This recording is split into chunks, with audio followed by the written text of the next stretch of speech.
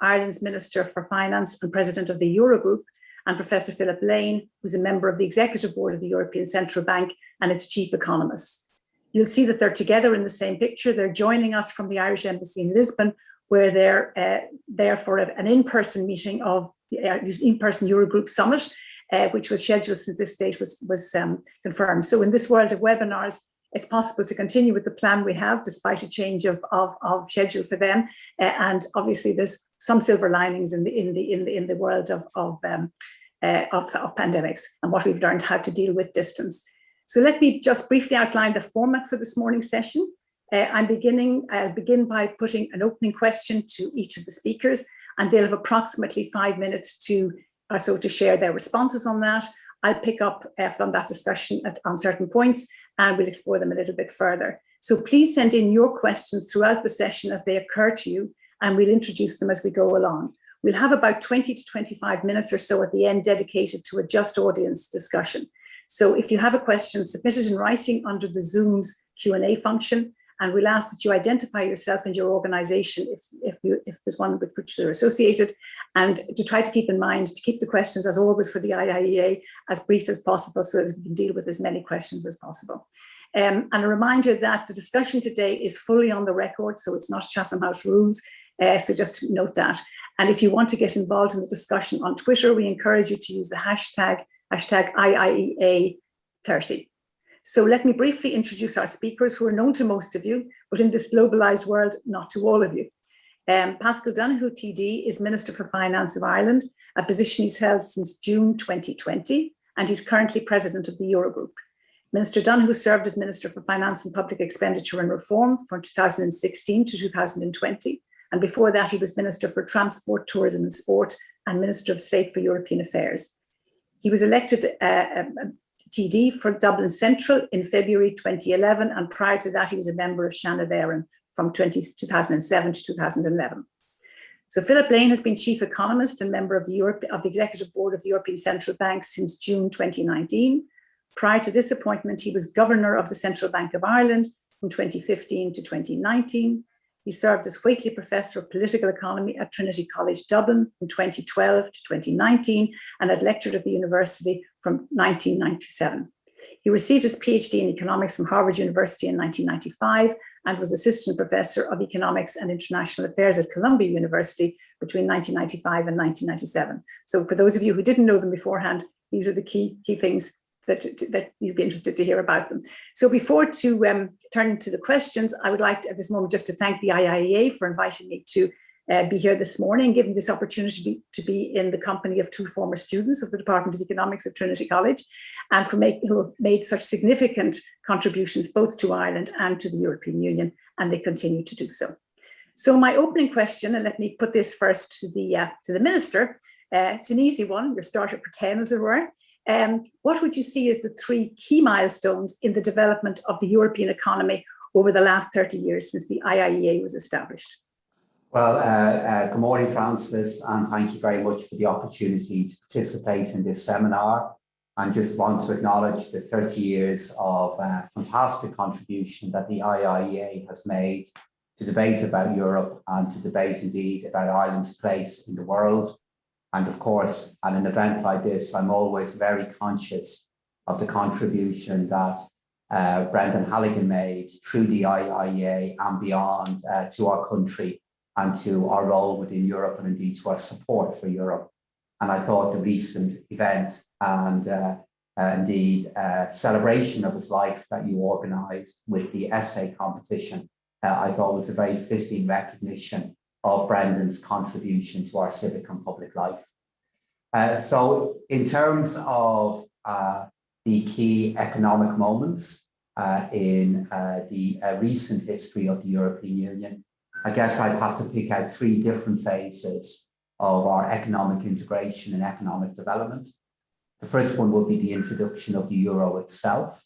As many of you know, we are marking and approaching the anniversary of the introduction of the euro as a physical currency later on in the year. But the introduction of the euro, while of course it was a profoundly and deeply significant economic event, it was also a profoundly important political moment. because it signaled the desire of many members of the European project to use our political interdependence, our shared values, to create a further phase of deeper economic interdependence for the benefit of all. I can remember the moment I saw my first euro, and it has had such a profound effect, not only on our economic development in Ireland and that of the European Union, but also on our political development, and was and remains a profound moment in the history of the European project. The second moment that I would pick would be far more difficult moments around the global financial crisis from 2007 onwards, that underscored to many of us, particularly within Ireland, that as important as the architecture of the euro was, it was an architecture that was essentially incomplete, and some key pillars, some really important foundations of that architecture remained to be built. We learned the difficulty involved in that, but we also learned that when that architecture was complete, or was built further, I should say, rather than complete, at moments of great challenge, it made a profound difference to our ability to overcome some of the challenges of that era. And that brings me up to more recent moments, the more recent moments of the pandemic.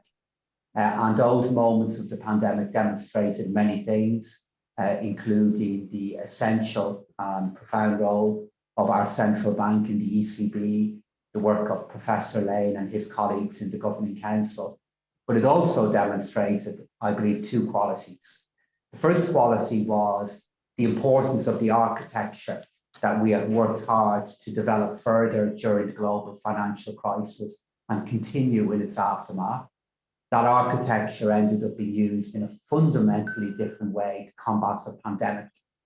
And it also demonstrated something very political. It demonstrated our willingness to stand together, to realize that interdependence had to be a source of strength, and to realize that if we were combating a disease that used interdependence to travel and used contact to harm, we would have to use our interdependence as a source of resilience. And there was a deep political unity to do that. Unity isn't always easily achieved. It can sometimes look difficult in the spotlight of media and political focus. But at the end of the day, that unity was found. And as I think we'll touch on in other moments in our debate, that unity will yet play an essential role in a rebound and then a recovery that we need to nurture. So 3 quick moments for me, Frances. You know, I've always learned that when somebody pitches an easy question to me, it's frequently anything but. But I guess it's a good way of framing the early part of our discussion. Thank you very much. So Philip, you can come in with the same 3 or 3 different ones. I know you'll articulate them differently anyway. Well, I mean, in the context of course, I'm going to limit myself to the kind of economic and financial dimensions of integration. And before I answer, I would also join in congratulating the Institute on 30 years. And I would note, and it's in line with some of the, I think, the narrative of this event. It is so important to expand the scope of the Institute to be the Institute for International and European Affairs, because of course the role of Europe and the role of whether it's monetary union or all the other dimensions of integration is not just to kind of address or solve within Europe coordination issues. It's to make sure that Europe is set up to deal with global trends, global shocks, of which the pandemic is the most recent. So, I mean, I broadly have similar time periods in mind. When I was looking back, and I'm no historian, when I was trying to think, okay, when exactly was the key date in terms of the formation of the euro? No, I agree with the minister. It is important because for many people, it is the physical reality of notes and coins really brought it home. But one key European Council was at Madrid in December 1995, when I think the January 1, 1999 date was locked in. So that was, if you like, for those involved, and of course many in the audience, I'm sure, the amount of preparation needed to launch a monetary union. There was the predecessor European Monetary Institute with some key Irish officials, by the way, in word from date zero before the euro was launched. And just as the minister was referencing there about the kind of incomplete architecture, a lot of choices would have been made in the mid 1990s, and in fact a bit earlier, in terms of what was necessary and what could wait in terms of the formation of a monetary union. In terms of thinking about the broad period of the global financial crisis and then the European sovereign debt crisis, I'm going to maybe in a particular way focus on July 2012, which of course is when Mario Draghi made the whatever it takes speech. But what I want to emphasize with that is that should not be interpreted as a standalone event, because a lot of independent elements were necessary in order for the ECB to take on that role. It was important that the European Stability Mechanism was set up. It was important that we had a fiscal compact. It was important that progress had also been made, for example, in terms of the launching a banking union. So the role of the central bank needs always to be understood in the wider context of the different responsibilities of different elements of the European institutional framework. And that brings me to the third element, which relates to the pandemic, which is basically the agreement about next generation EU. So there should be no doubt in terms of the resilience of the euro area, I think success so far in making sure that the financial aspects of the pandemic have been handled, is the fact that Europe did fundamentally agree, and many people around the world were asking the question, will Europe stand together? And having next generation EU as one component in the response has been so important. And if you like, the job of the central bank can never be taken in isolation. It's so important that these other elements have been in place. So if you like, on all of those fronts, I suppose what I want to emphasize, we have to think about the whole system together. And those to me were three elements where you can zero in on a particular announcement or a particular speech, but it's all the interlocking parts are so important for the resilience of the euro area. So just coming back to that one item, and when you're asked for three, of course, notably there was a contender for 4th, 5th and 6th place. I suppose one I'd like to maybe both to comment on, and partly linking back to what the minister said about seeing interdependence as a strength rather than a weakness. I think that's a really very fundamental difference about what it feels like at the moment. It's very much being more in that strength, whereas during the financial crisis, it didn't feel that interdependence. And obviously, Brexit is an example where interdependence was being painted as, in fact, a negative rather than a positive, I think, in some of the discussion in the public domain. I wonder if you comment at all on what you might see as the significance of EU enlargement into the East in terms of what the European Union is going to look like in the period ahead, because that, in a sense, is part of an interdependence within Europe that was being created. So, Frances, do you want me to? Yeah, please, sorry, Minister. Sure. So, indeed, the enlargement that has taken place and the prospects for that to grow further have made a profound difference to the nature of the euro and the form of the economic integration that we have.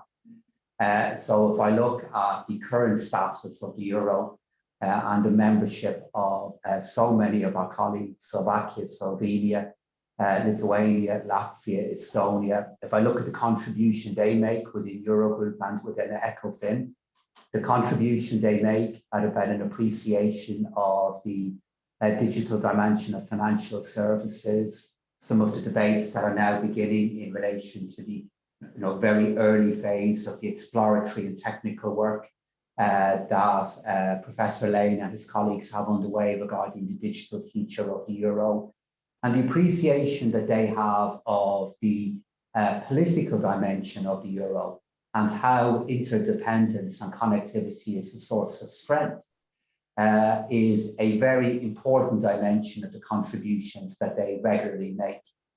And as I look at the phase beyond that, the progress that we are making with our friends and partners in Croatia and in Bulgaria underscores how the euro is perceived elsewhere.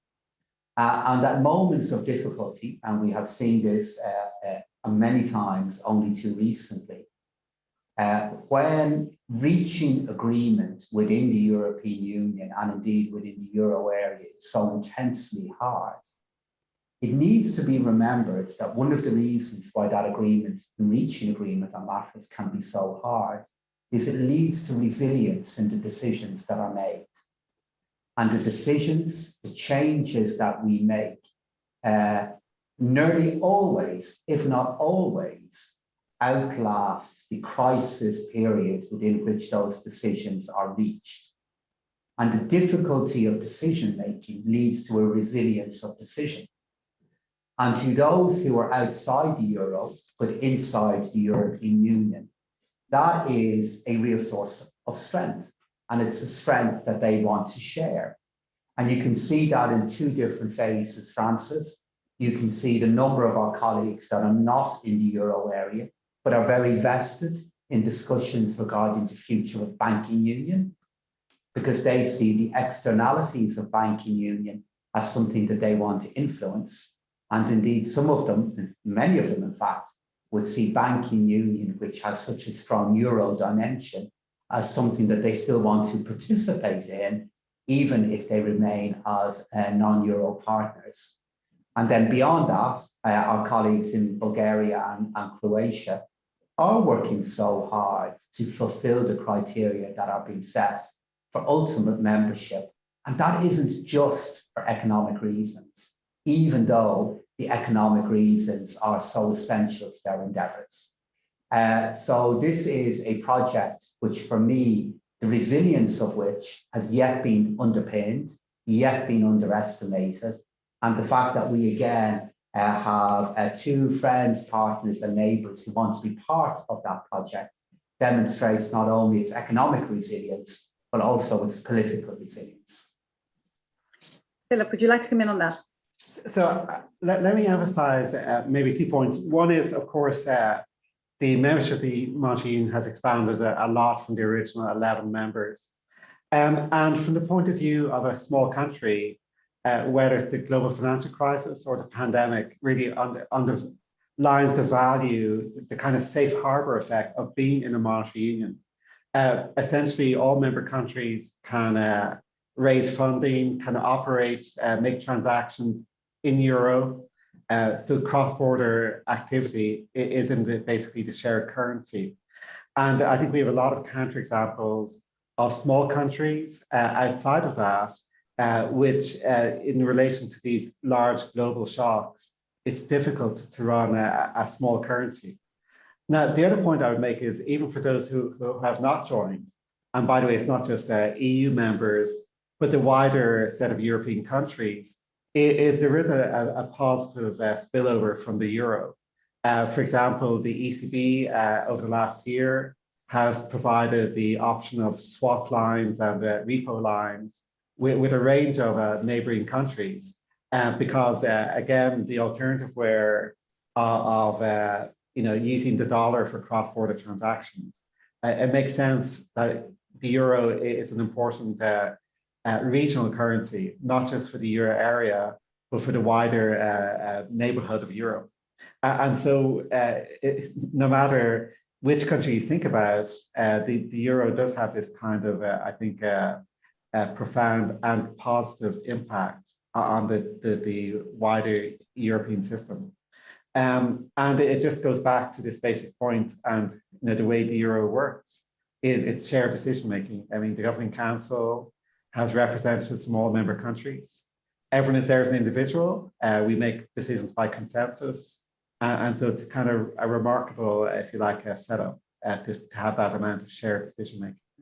And if I could just emphasize that point, and it's such a powerful point made by the professor there, because again, it is the same in our Eurogroup and indeed in our ECOFIN deliberations. And of course, you know, I do want to acknowledge that very large economies, the larger members of Eurogroup and indeed ECOFIN, you know, when their views are made clear, of course, they do carry a particular weight given their scale. But as against that, in order to reach really important decisions, consensus is needed. And it is, for me, the most powerful demonstration possible of the difference between sovereignty in theory and sovereignty in practice. And that was demonstrated for me so vividly in the many meetings we had of both Eurogroup and ECOFIN in the darkest days of the pandemic, where again, to Philip's point, Ireland's ability to respond back to that shock was amplified beyond scale by the fact that we were considering how to respond back and then using common economic instruments with other members of a shared currency. And those moments and those nights for me, the action then of our central bank, for me are a package of examples that powerfully demonstrate the enormous value of a shared currency, particularly if you're a small open economy inside a shared currency. Yeah, I think there'll be continuing work, as far as I can see, to be done in that narrative being understood very widely by all the citizens of the Union who are involved in this, because I think it often gets lost. And there's a sense in which loss of sovereignty, as opposed to the positivity of interdependence, has been very corrupted, I think, potentially in the minds of a lot of people in trying to understand how we are going forward. So, but let me take you talked about and referenced on a number of occasions the pandemic, and I think it is, you know, for us today, it's obviously the big event, but it's also been a big event from a European perspective. And I suppose my question here really is, from where the two of you stand, what major lessons from handling 2008 financial crisis have informed what has happened so much, seems to be from the outside, much better in handling COVID-19? And maybe Philip, you'd start on that question. I mean, it's definitely true that having, if you like, the experience of having to manage a crisis, even if the crisis was fundamentally different in nature, definitely meant that the kind of playbook existed. There was a playbook about what a central bank needs to do. Now, at some level, there's nothing particularly Euro-specific about this, because by and large, central banks everywhere had very similar response, which is very important when the market had to absorb this really rather sudden news last March. There's an important imperative to stabilize markets very quickly. And that required very large expansion of our balance sheet, whether through asset purchases, and again, not just of sovereign, but also a lot of commercial paper, corporate bonds, to stabilize the money markets. A lot of liquidity to banks. One of the remarkable phases of this, and the biggest contrast with 08, is credit has been growing quite strongly in this crisis. There's been no credit crunch, there's been no credit contraction, and it's so important when so many firms needed liquidity given the sudden loss of revenue, that it is very important that that banking sector dimension was addressed. And then the third element was, you know, we've lived through this huge drop in economic activity, and that posed clear risks to price stability. So it's very important to essentially maintain and continue to maintain an accommodative monetary policy stance.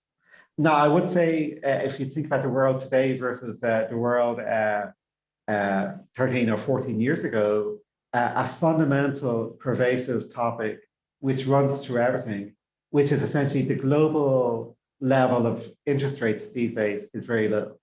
Going into 08, interest rates were still relatively high. They were still, you know, through pretty high oil prices, mid-2000s and so on. Inflation was not especially low. So the kind of level of interest rates which matters for sovereigns, it matters for indebted households, it matters for corporates. If you like, the global anchor for interest rates these days is a lot lower. And that really does change the picture. So, you know, the conjecture of what a pandemic would have looked like if it happened in 08 is an entirely different question. So when we compare the two periods, of course, you can compare the different elements of the crisis dynamics, but this basic fundamental global point pervades everything. You know, the level of the interest rate environment is so different today. So just to add to that, and I pick up on an earlier point in our discussion about the value of never seeing any event in isolation. And just as certain actions in the aftermath of, well, during the global financial crisis were only possible because of what had preceded them or took place at the same time. Similarly, if I look at our response back to the pandemic, the responses that happened at a policy and an institutional level did build upon and did use institutions and understandings and the experiences that were built up in our last crisis. That was certainly, from a political point of view, a really important context to the decision-making that I was involved in, participated, or saw happening. And if I would give two examples of that, the first one is that the integration and the coordination of monetary policy and fiscal policy is clearly at a far different nature and far different level than would have been the case and was the case a decade ago. And the actions of our central bank, the actions in the extensive monetary intervention that they put in place, the actions of the European Commission in the very clear signalling that was sent out regarding the activation of the General Escape Clause and the indications regarding the future of Next Generation EU, fundamentally changed the background for fiscal decisions that were made at national level. And policymakers, including myself, though I was only a member of government in the aftermath of the last crisis as opposed to during the darker moments of it, we had clear lessons that we vividly remember regarding how you use fiscal policy in the aftermath of a crisis that really mattered then when you were in the depth of this one. But there was an integration of policy making that has made a huge difference. And for example, in Ireland's case, our ability to put in place economic supports that have worked, that have made a huge difference, that have stood behind our citizens when they needed support, were enabled by what happened at European level. And that's just critical. It's profound to where we are now. And then again, to make a political point, what I saw very vividly in between March and up to the summer of last year was an appreciation of our economic interdependence, and that we would only pull through this if we were going to pull through this together. And that was a really powerful instinct and dimension to the debates that happened across that period, which again was influenced by all we went through a decade ago. I mean, one of the things that's very striking, of course, is that there was a common shock this time, which was different to the previous time. There's asymmetry in the way it's experienced by countries, but the commonality of the shock and no blame going with it. I mean, do you think, looking at the European institutions now, that commonality of experience has strengthened the interdependency just by virtue of it having happened? In other words, here's Europe collectively dealing with a shared external shock that's affected everybody and come out of nowhere, and nobody's to blame. Has that been a positive thing, do you think, for the institutions? I suppose I'm thinking of you, Minister, overall, right across the monetary, fiscal, the various domains. So I think the commonality you only get so far, I guess, in the commonality continuum, because yes, it is the case that in the origins of the crisis, it had its origins in biology, in a public health risk. It did not happen due to decisions about economic policy or regulatory mismanagement. This was a profoundly different crisis that had its origins outside of economics. But of course, the public health decisions have profound economic consequences. However, on the other hand, while I think it is the case that we were facing a common experience, the impact on different economies within the euro area is still divergent. And that divergence is a risk that we are deeply aware of.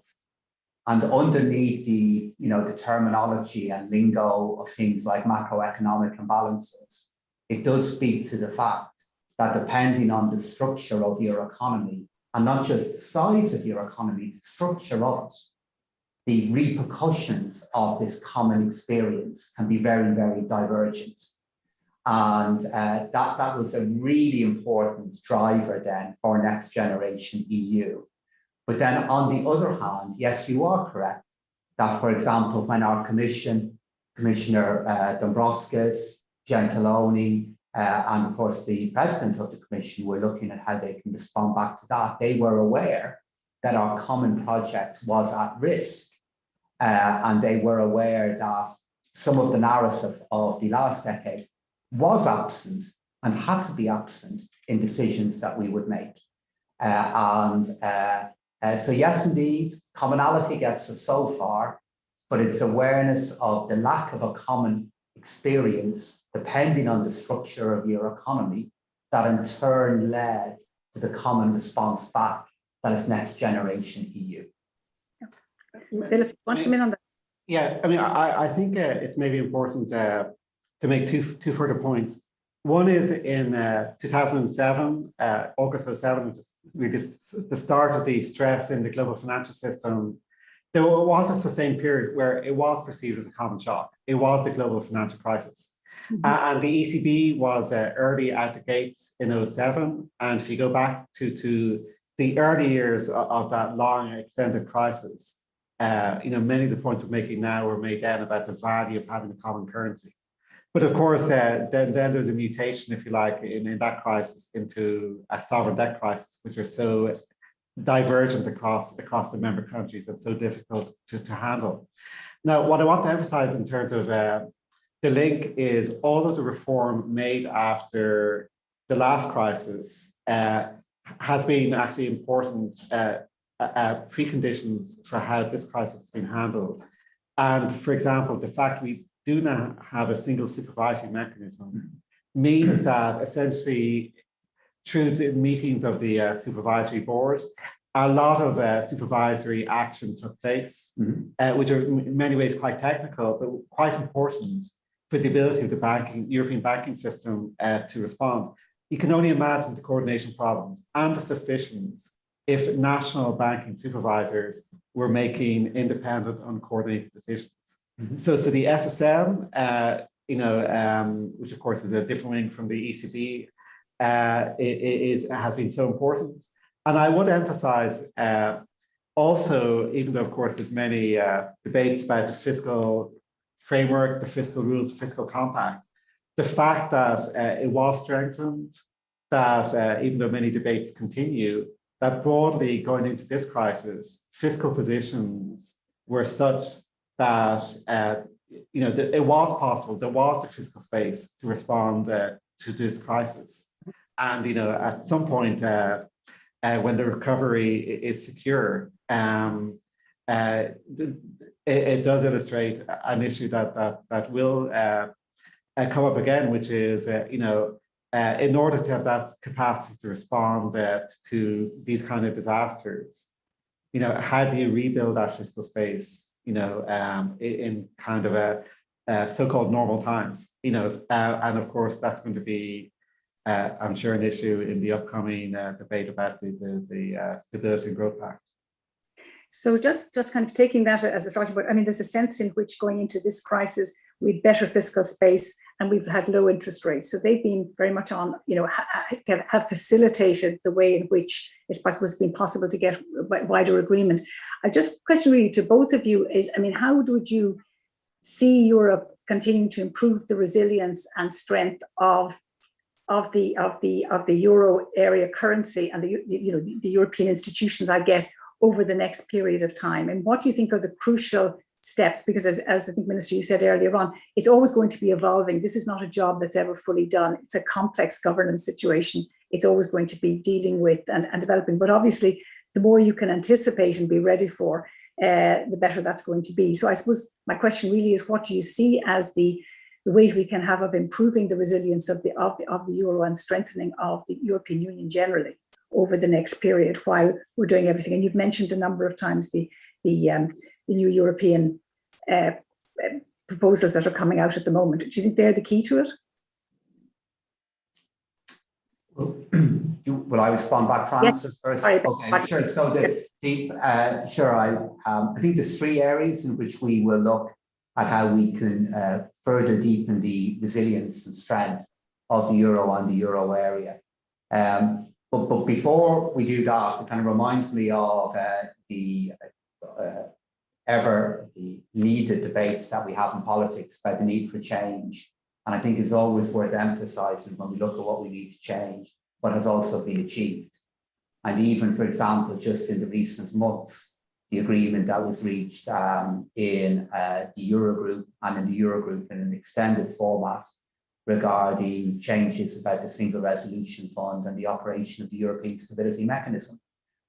These are things that much work had gone on, were very, very difficult. But through our shared efforts, we reached agreement on at the end of last November, which is another part of how we move forward with banking union. But to answer your question regarding how we need to move forward, three areas, and I'm going to begin with the blindingly obvious. The first one is the ability of the euro area in particular to recover from the pandemic and to recover in a sustained way. We have, I believe, a rebound that is still underestimated in terms of how strong it will be across the euro area in the second half of this year and in next year. I believe the combination of our vaccination efforts and next generation EU and the right decisions that have been made at national level with the constant enabling background of the guidance the central bank has provided are contributing and will lead to a recovery that is beginning, but we need to turn that into something that is sustained. And we are too quick at times to evaluate success or failure purely on the metric of where we're going to be in December 21 or December 22. We have to look beyond that to what is the sustained nature of the recovery that we can deliver.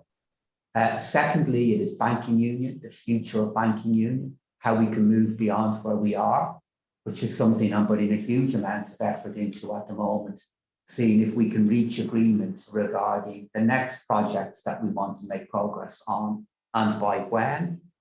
And then thirdly, even though it should be emphasized, this is not Euro specific.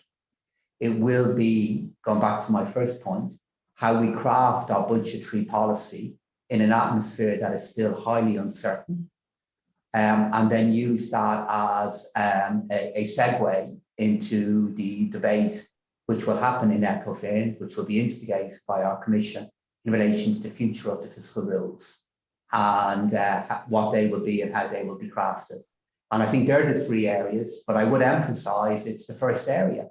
If we cannot show to our citizens and to the world our ability to deliver a durable recovery from where we are now, that is the foundation on which we build other elements of strengthening.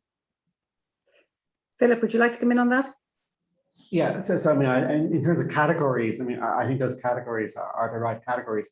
I mean, and I can recall over the last decade, all of the debates we've had about different topics. For example, to take one topic, the ability of the European banking system to address the non-performing loan issue, which has been, a big issue in Ireland, but in many parts of Europe. But essentially, we saw from that episode, and it's a more general point, is good macroeconomic performance, good sustained macroeconomic performance is the foundation in terms of building trust, building confidence, and building a sense of coherence that essentially we're all on the same track. So I think it's, if we think about the next number of years, we clearly have two phases of that.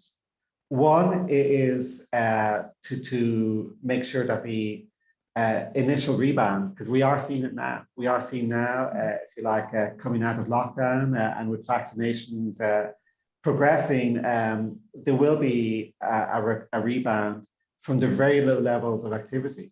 It should not be underestimated, the scale of the drop in activity, which of course has been concentrated in certain sectors. Mm-hmm. And for those countries where those sectors are bigger parts of the economy, it should not be underestimated, the scale of that. And that's, again, it's really a global point.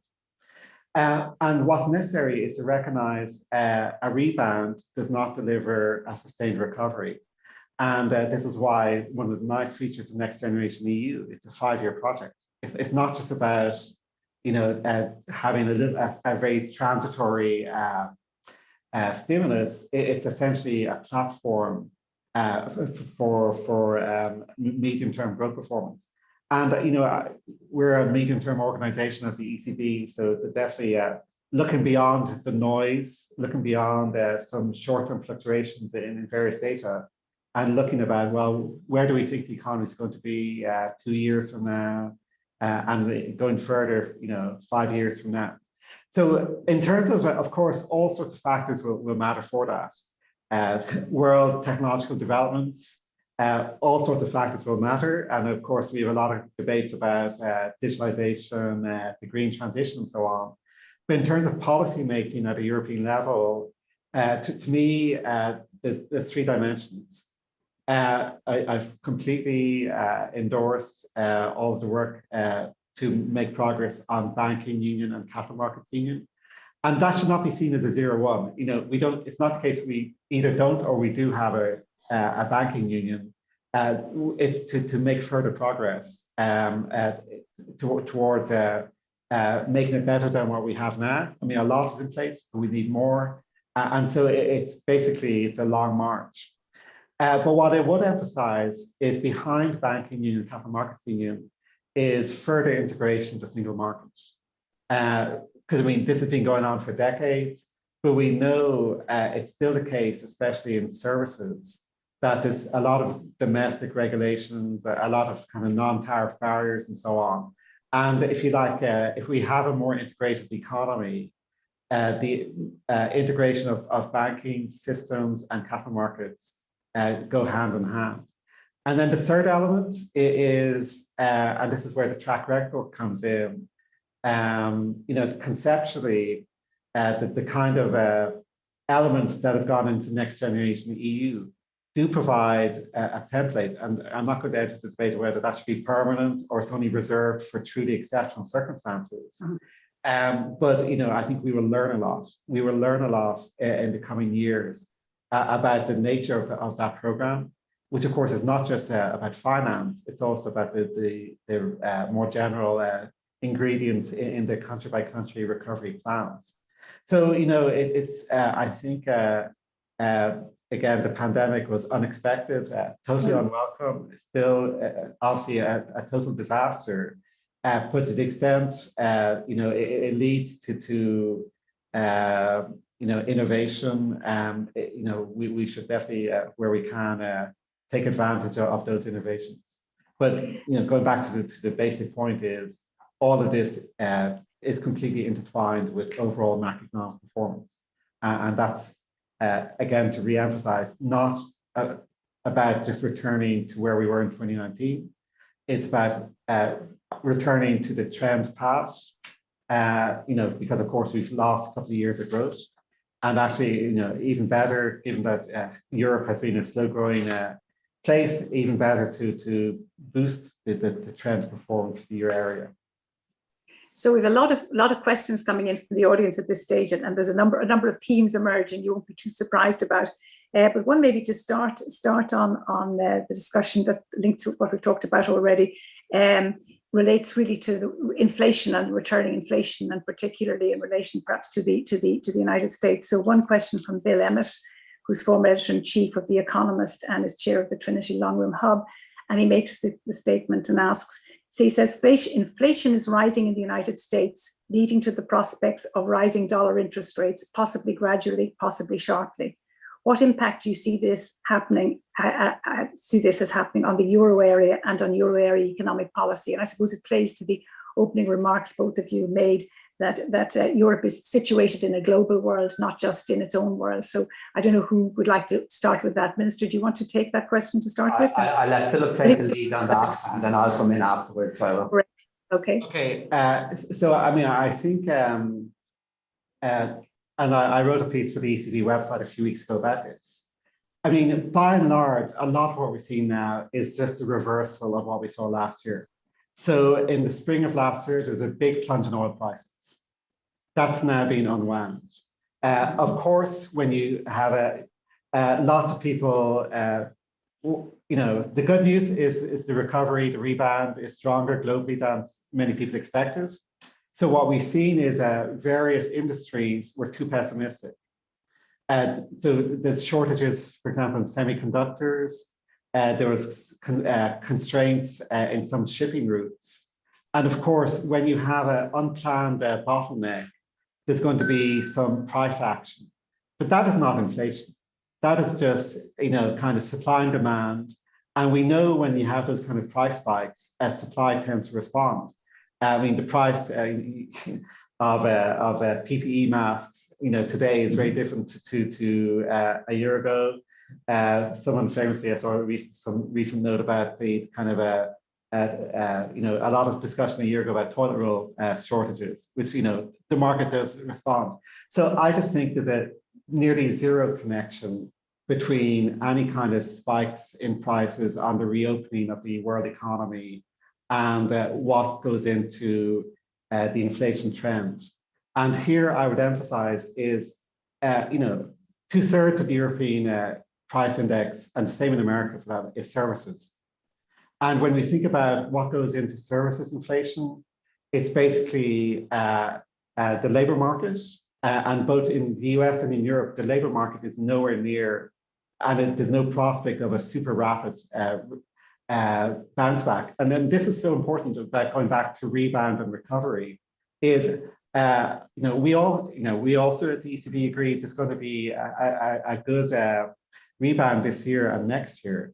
But that's reliant on a lot of policy support. There's a huge labor market challenge coming up about not just getting people back into working who've been, you know, forced out of their work because of social restrictions. But we also know that there's going to be this trend shift because none of us, I think, thinks the world is going to be exactly the same after the pandemic as before in relation to working from home, travel, and so on.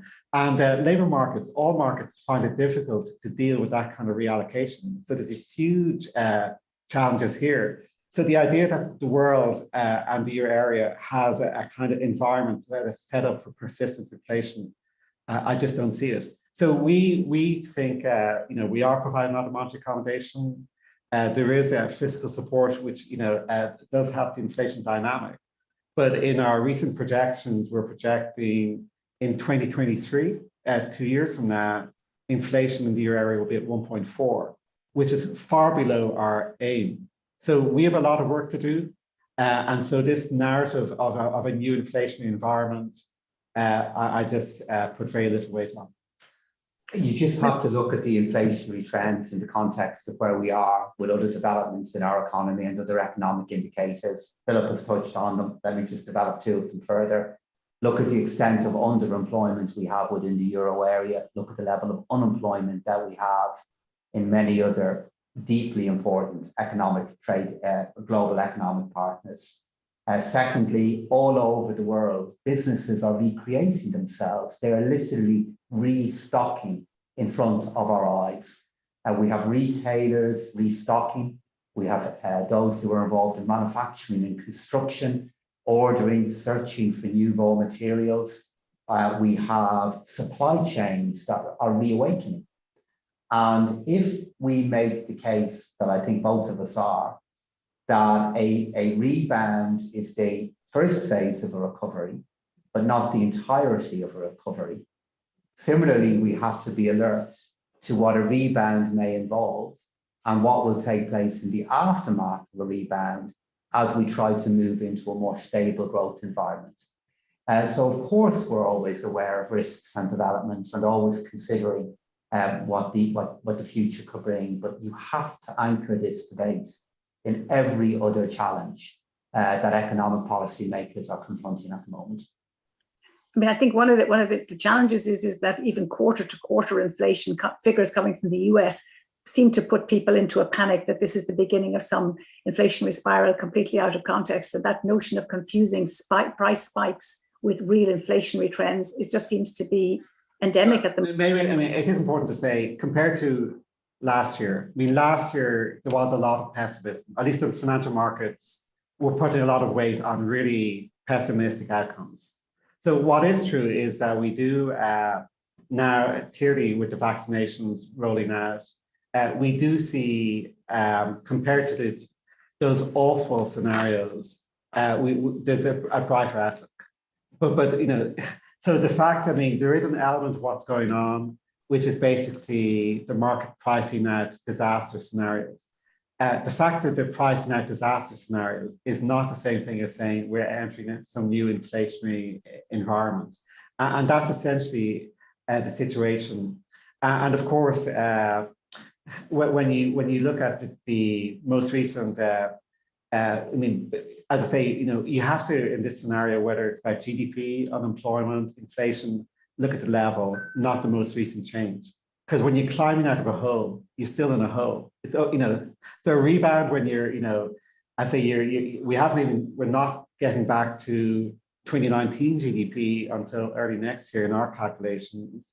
But we should not, that's just kind of a stage one. We'll be below where we should be in terms of trend. We think in our calculations, unemployment will take another year. Mm-hmm. You know, it's another year, you know, so GDP is not the kind of sole metric. It's going to be another year for the unemployment to come down. So, you know, and of course, there's so many corporates coming out of this with compromised balance sheets. So their ability to invest, you know, the requirement to make sure fiscal support is not lifted too quickly is going to be very important.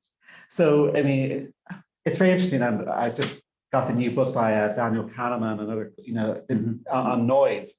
But the psychology now, people are looking for, they're delighted. I mean, I'm delighted to see the vaccinations. People are going to be happier, and of course, public health trumps everything else. But we do have to take the kind of medium-term perspective and not confuse a reopening of the world economy with some new golden era.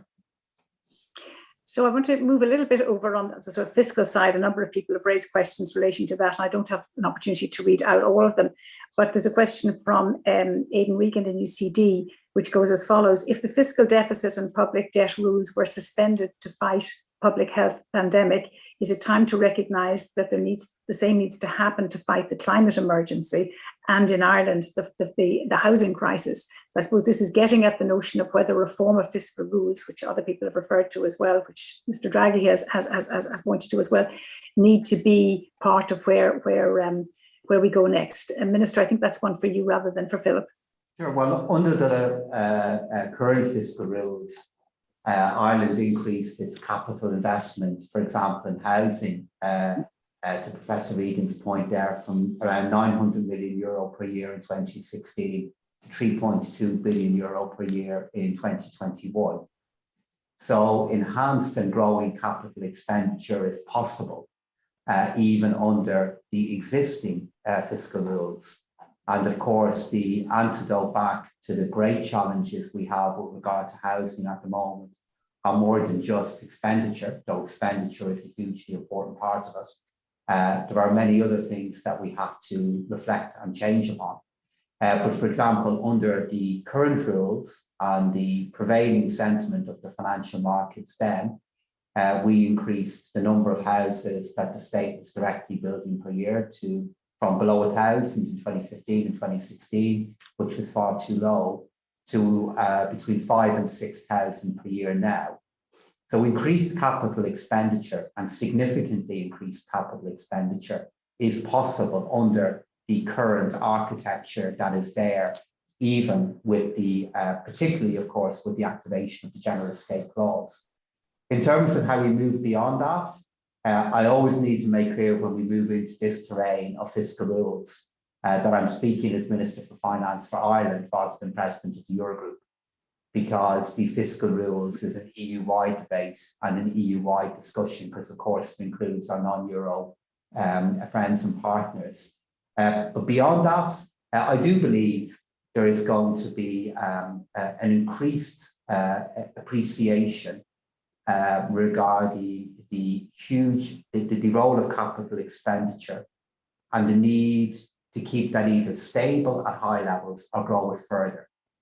Because if I look at where we were in the aftermath of 08 to 12 to 13, one of the many lessons that I learned from that is that when you significantly reduce capital expenditure, even if you believe it is justified at the time,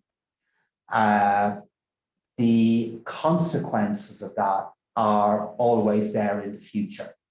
When you reduce the number of houses that are being built in the country for a number of years, sometimes for reasons beyond your control, that has massive consequences then with where you are with the supply of homes to your society, and then particularly if the performance of your economy really begins to change. So given where we are at the moment, significant changes in capital expenditure are already possible. And as we move beyond that, I do believe there will be an increased debate regarding how capital expenditure can better enhance the growth performance of your economy and better help us respond back to the climate emergency and our ability to mitigate it and respond back to it. Of course, it's not about expenditure, it's also about taxation. It's why we've increased the price of carbon for 2 years in a row here in Ireland. And despite the consensus that is sometimes claimed to be there regarding climate crisis, it's still the case that most political parties in Ireland vote against increasing carbon taxation. And of course, that plays a vital role in changing private capital decisions, not just public capital investment. So today's conference, I suppose, is starting by looking back 30 years, looking back over 30 years, and we obviously now also want to look forward. What are the things that are going to be out there over the next 30 years? And I suppose one of the issues that I know both of you have spoken about, and I'd just be interested to hear, maybe this audience would like to hear your views on, relates to digital currency and the development of digital currency in the euro area, and the role of, if you like, the ECB and others as regulators of that process. Because imagining this conference in 10 years' time, looking 40 years back, I'm absolutely sure that that digital development would be something that will have taken place. So would you, maybe Philip, starting with you, would you like to comment on that? So as you can tell, around the world, this is really moving along now. So I think there's been some conceptual breakthroughs about how to bring in a digital currency. So right now, we're at a very early stage of thinking about it. So there's no decisions, and it's clear if we made a decision to go in that direction, there would also be a huge amount of different dimensions to think about. So from a central bank point of view, of course, as the kind of responsibility for money, there's a very large attempt there. But maybe, people have very different perspectives on this, but what I would say is that this should be seen as essentially evolutionary. That essentially, that we will still have a currency. We will still have the fact, as we have already, a lot of money essentially these days takes electronic form already in terms of making payments from your bank account, making payments through your various apps and so on. And having a digital currency, I think, there's a clear conceptual case. There's a lot of practical issues to think about. But what I would say more generally, in the 30-year framing you have, clearly in the digital world, how we think about boundaries is quite different. And this goes back, imagine without the euro, we had the 19 current members in Euro all trying to work out what kind of digital currency, should we think about. It goes back to, again, the scale economies, the kind of value of having a single currency is going to be reinforced in a digital world. So having a kind of a digital currency, a euro digital currency, again, if the decision is that on net, it's a good idea. To me, again, illustrates the value of that major decision 25, 30 years ago to form the monetary union. And to add to that, the first thing to say is that in any such debate and any such developments, and we're at an incredibly early stage in relation to it, the independence of our central bank in the euro area is the anchor to a stable discussion about this, let alone any developments with regard to us. And again, it goes back to the value of the institutions that we have. And as this is debated more and more, I just think it's important to focus in on what is the nature of the potential instrument that we are discussing. And it is only potential at this point, and it is having, at the very least, a means of payment that is safe, that is stable, and I also believe simple in the context of developments that could take place in the private sector with regard to this. And as I look at where we could be over a 30-year horizon and indeed beyond, there are, for me as a politician, two important dimensions to this. The first one is the creation and the definition of money is inherently political. It's intimately related into the exercise of economic sovereignty, either as a sovereign on its own or in the euro area through shared sovereignty. And that is a deeply, deeply precious and powerful quality, deeply important.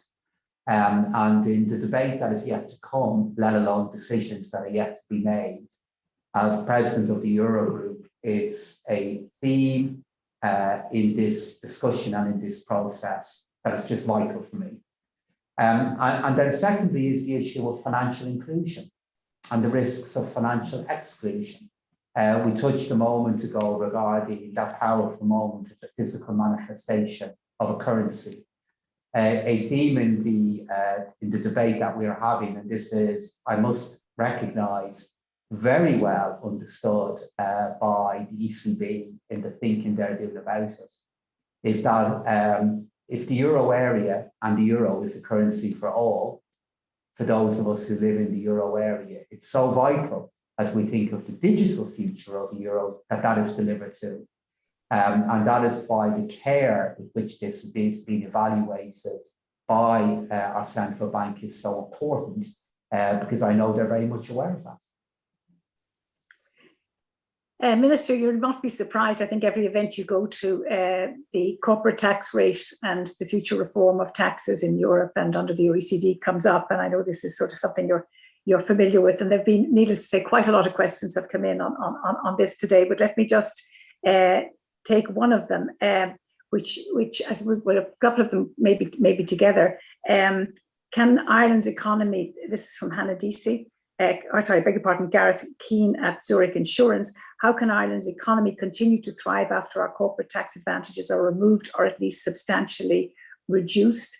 And a second question related to the fact that, to do with the fact that Department of Finance forecasts have estimated that Ireland stands to lose approximately 2 billion due to reforms in international corporate tax rate. Is there a potential that these figures will underestimate the true budgetary impact of a deal at the OECD? So I suppose there's this set of questions that will always come up, and we park Philip for a moment on the side while we let you deal with those, if you would. Of course, Frances. And then again, at this point, I need to make explicitly clear that I'm speaking as Minister for Finance for Ireland, and not, of course, as President of the Eurogroup, because the Eurogroup plays no role at all with regard to taxation. To begin with Gareth's point, of course we can respond. Of course Ireland will be competitive.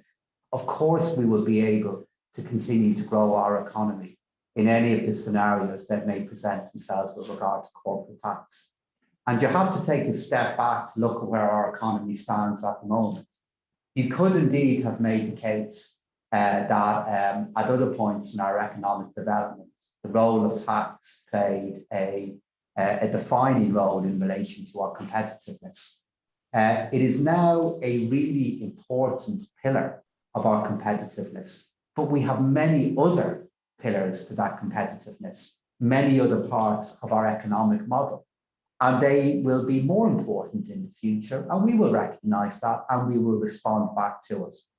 And in a debate in which I've been very active in and very involved in now over the last number of years as Finance Minister for our country, while I am probably more than anybody aware of the risks in relation to it, I'm also equally clear that our country has the ability to respond back to it and to find familiar ways and indeed new ways in which we will be able to support our economy and to support its growth, and by doing so, create the resources for our people and for our society.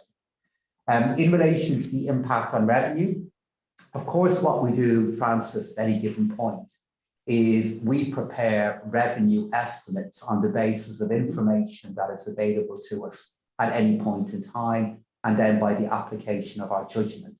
That figure could change. It could change in both directions, though, depending on what is the nature of the OECD agreement. I have said now for a number of years, change is coming. It's the reason why I argued so strongly for us balancing our books and then moving into a surplus. It's the reason why it was important that Ireland has been running a primary budget surplus since 2014 and then moved into a position of balance and then beyond. After that, though we would have been significantly in surplus if it had not been for the impact of the pandemic in 2020 and in 2021. And it's also the reason why at the right moment, we will need to begin the journey again towards rebuilding our fiscal resilience. Because change is coming, that change will affect Ireland. But the nature of the change and the nature of the agreement is going to be very complex. Because to end on a point that recognises the challenge, before I reaffirm my view that we will rise to it, an agreement brings risks. But of course, the absence of an agreement also brings risks as well, and also brings significant risks. And I recognise and understand both.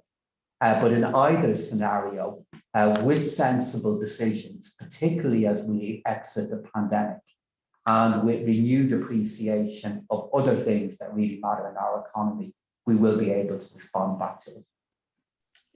Philip, do you want to come in on that or anything? We'll leave it park it. I think the tax that goes well beyond the scope of a central bank.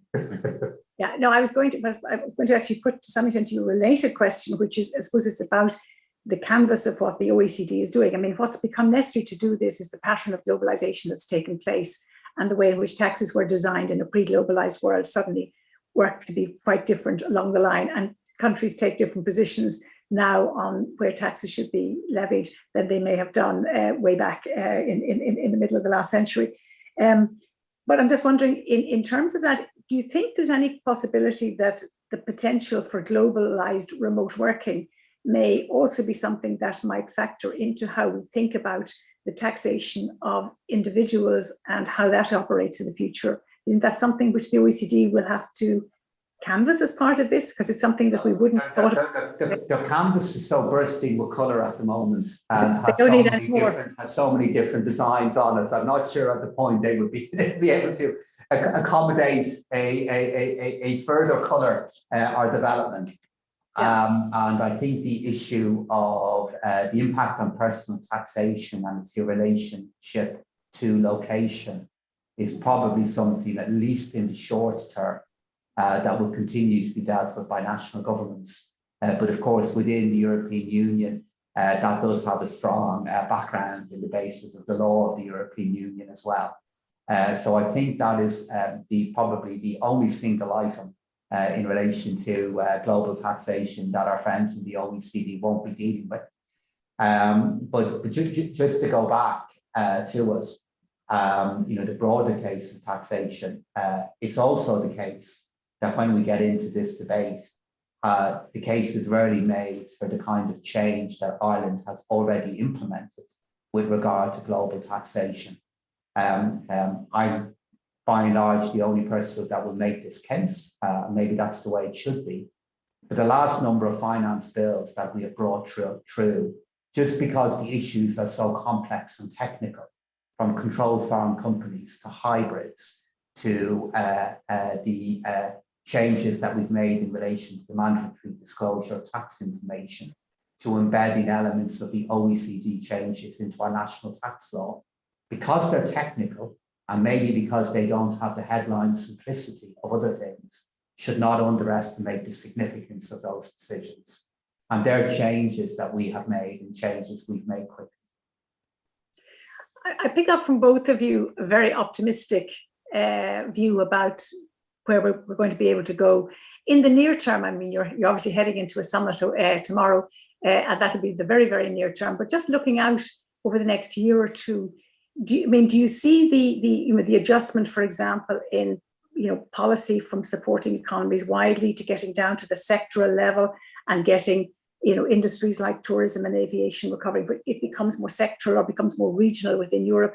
Do you see that will carry through easily at a European level, or do you think it'll be a very big demand on the system to make that move? Maybe you'd start on that, Philip. Well, I mean, it's a very interesting question, because what I would say is we should remember we've never been through this. We've never, at least in modern times, been through the cycle of how the economy gets out of a pandemic phase. So to me, I think there should be a lot of integration of the uncertainty of this whole process. That it's not the case. Probably everything's going to go in one direction in a perfect smooth way. So I'll speak about central banking rather than the fiscal agenda. And of course, these sectoral issues are inherently fiscal, because central banks, we have kind of broad policies rather than policies that are customized to different sectors. But what is true is and I should say for the last year, the ECB has not just produced its kind of baseline forecast, it's produced optimistic and pessimistic scenarios around that. And in terms of policy making, it's important that it's not just about making conjectures, because we can be too optimistic or too pessimistic. It's also trying to sort through the incoming data, the hard data, and sorting out essentially where are we in this path. And as I indicated earlier on, to me, it's a long journey, which has different phases. And the initial phase of this reopening and rebounding is not the final phase. And so having a policy set up, if you like, having a policy reaction function that differentiates from that initial rebound, and then trying to work out, okay, what is persistent, what is fragile, what is needed, does mean we're always data driven, but I think more than usual, really working out both with traditional data and new forms of data. It's going to be a huge challenge for a sustained period to really assess where we are. So, rather than saying we know where we're going, is to say, look, policymakers need to be paying attention and need to kind of really identify where we are in that recovery period. And so, it is very important not to get overexcited about any week or month or quarter of good data, and really be humble, if you like, about what the underlying medium-term trends are. I mean, there's a lot of debate about all sorts of conjectures about the future, and my attitude to a lot of that is, okay, let's see.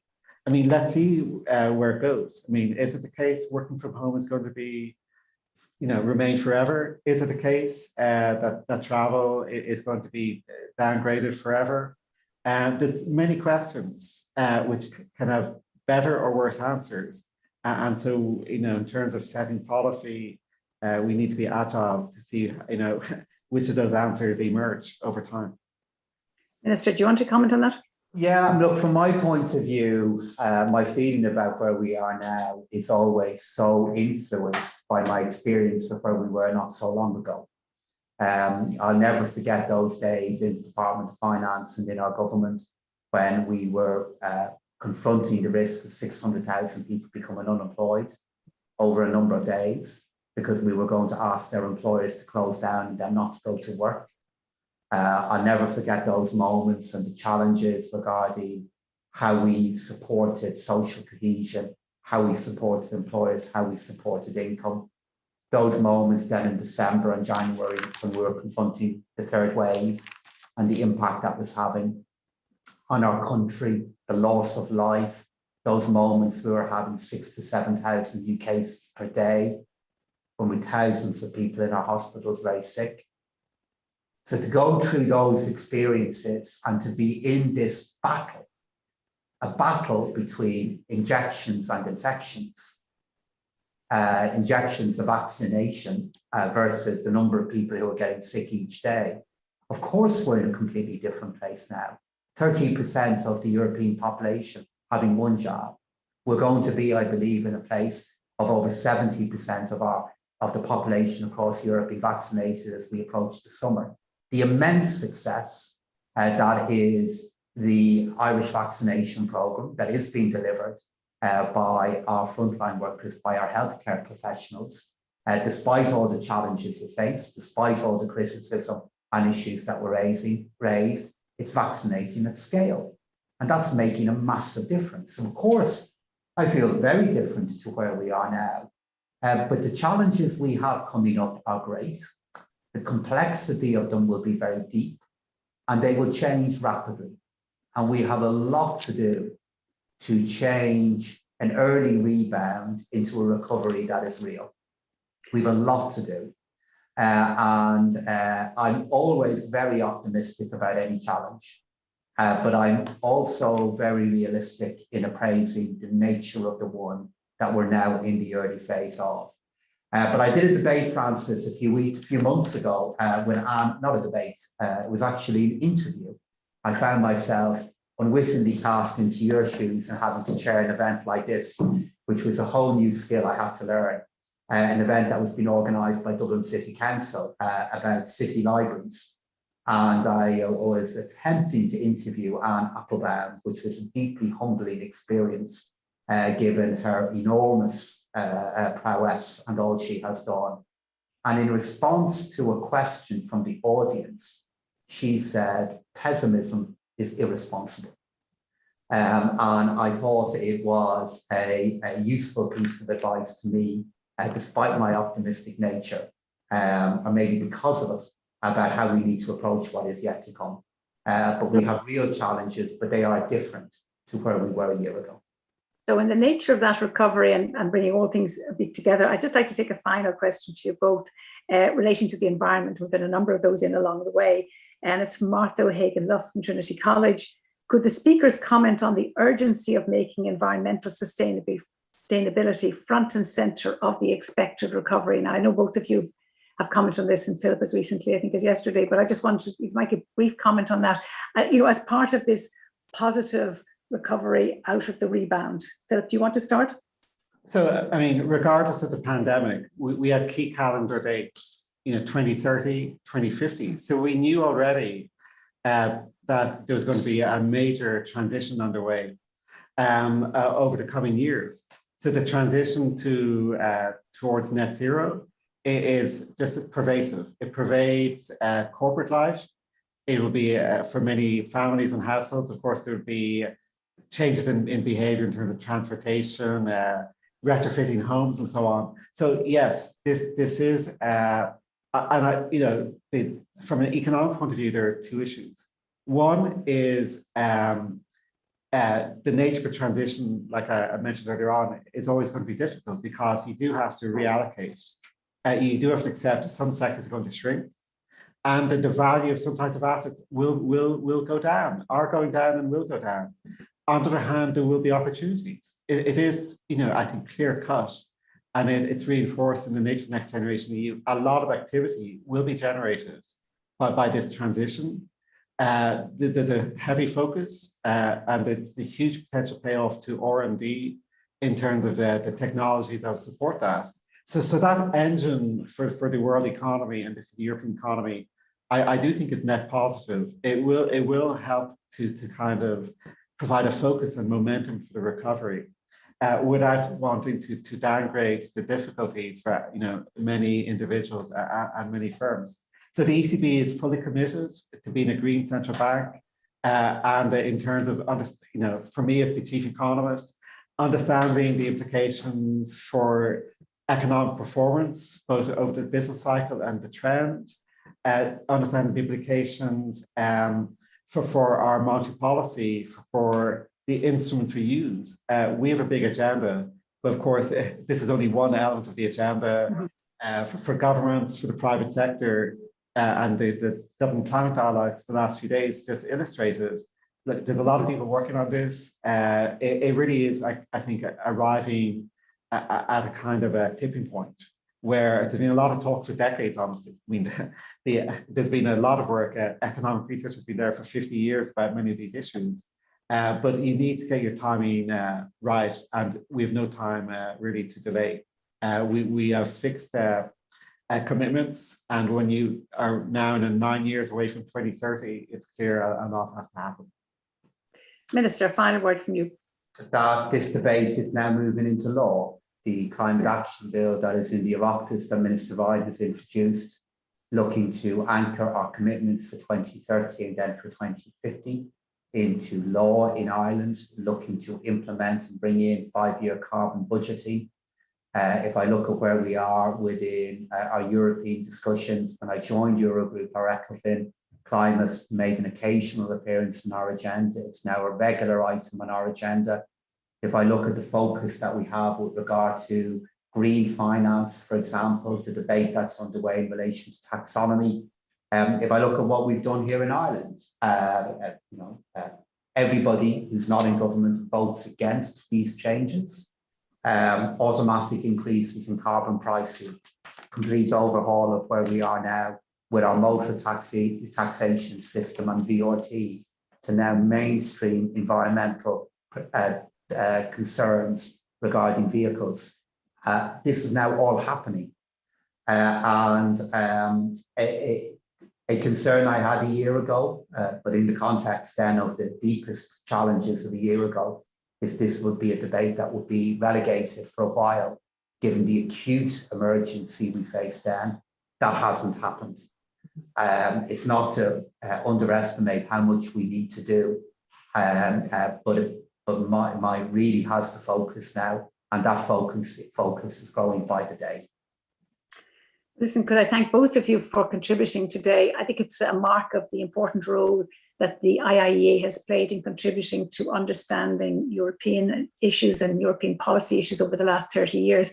I'm sure that the late Brendan Halligan would have been delighted with your engagement today. It's very much a concentration, notwithstanding a bit of tax on the side, a concentration on the European issues and the European agenda, but also the way in which the IIEA team has organised this anniversary celebration, which is obviously centred on its mission of sharing ideas and shaping policy. So this was a perfect panel discussion from that point of view. On behalf of the IIEA, I want to thank you, the audience, for your presence today and your engagement. And apologies that we couldn't get to all of the questions, but I tried to pick up the themes and some of the ones that we did get to ask. When I was young, it was tradition when you left a birthday celebration to leave with a gift. And in today's virtual world, I want to give a gift to all of you in the form of a reading and a watching recommendation. So the reading recommendation is Professor Lane's paper, The Resilience of the Euro, which is published this quarter in the Journal of Economic Perspectives. I wouldn't be surprised if Minister Donohoe has already read it, but if he hasn't, I'm sure he will soon. I think the coverage of what are very complex issues is very considerable, and the clarity of the exposition is exceptional from a perspective, I think, of giving a big picture of Europe. All the institutions are there. All of the complex issues are there, but it sets it out very clearly. So my listening recommendation, and I say watching because you can watch it, but you could also listen to it if you didn't want to watch it, is Minister Donohoe's conversation with Marcus Brunmeier on the Princeton University website a week ago today on the 13th of May. It's a tour de force to watch and to listen, and you can just listen to it because we get visuals, but the visuals aren't important. To see an experienced politician who's committed to policy that's grounded in evidence, engaging with an economist who's contributed so much in economics to what is relevant to policy. So they're my two takeaways for everyone in the audience. And thank you both again very much. And thank you to the IIEA for organising this event. Goodbye. Thank you.